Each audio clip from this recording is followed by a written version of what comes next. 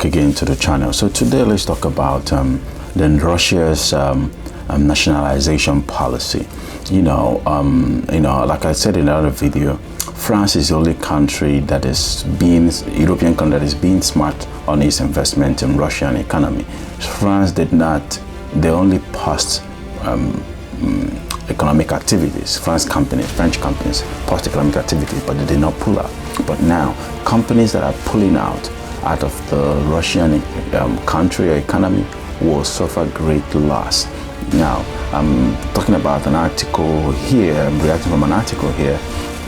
I'm making my commentary based off on an article here from, I got from the internet, here talking about Mercedes-Benz's concern of how much they are in assets they're set to lose from the sanctions being placed on Russia, and Russia's if Russia moves on with their nationalization policy.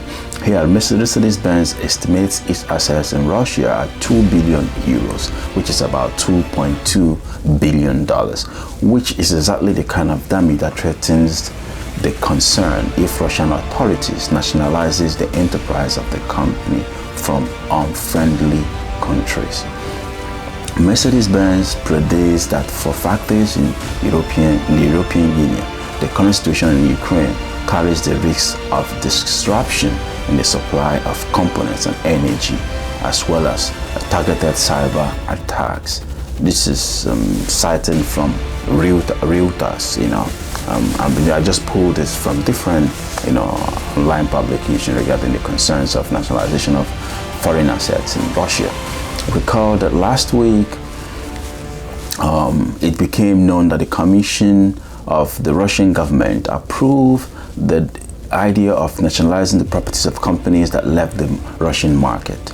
The draft law developed by the United Russia allows the introduction of external management by courts and organizations, at least 25% of which are owned by foreign persons from countries they're termed unfriendly nations or countries or states.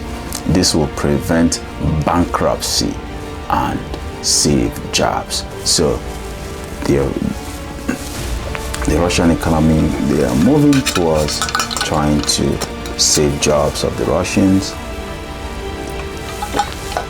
and prevent bankruptcy. So once they nationalize all these companies, it will have a great effect, which means the birth of new oligarchs. So the currently sanctioned oligarchs with their nationalization policy will give rise to the birth of new oligarchs. This is what it's all about.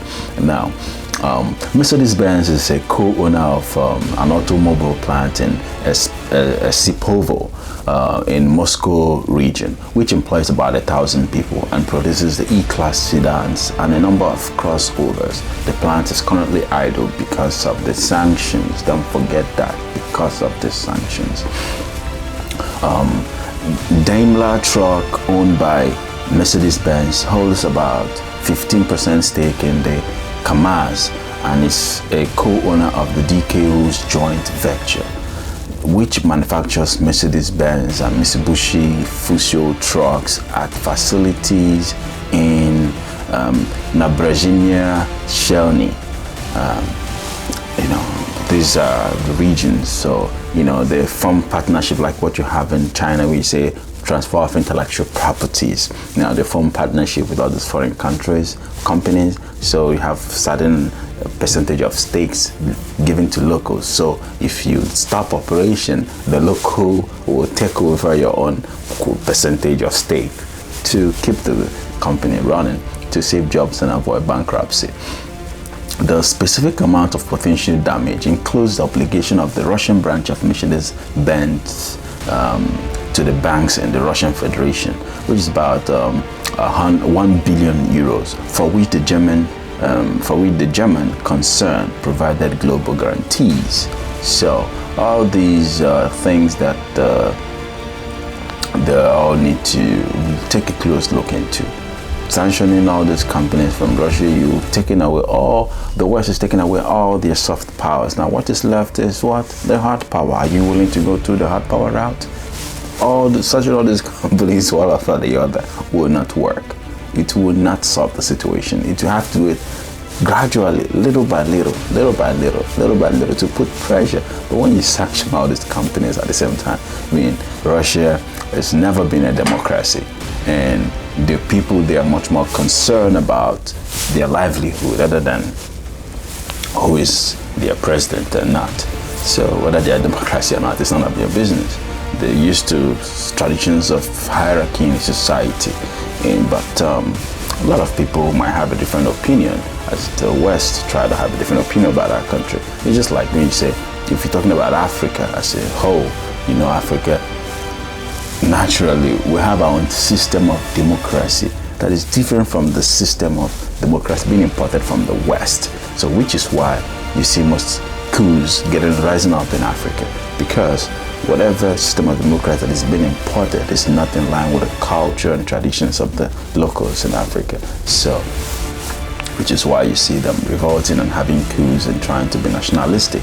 So it's just giving commentary. I'm not an expert in all those days. Just a random guy on YouTube. Do your own due diligence. Thank you. And don't forget to like, share, and subscribe. Okay.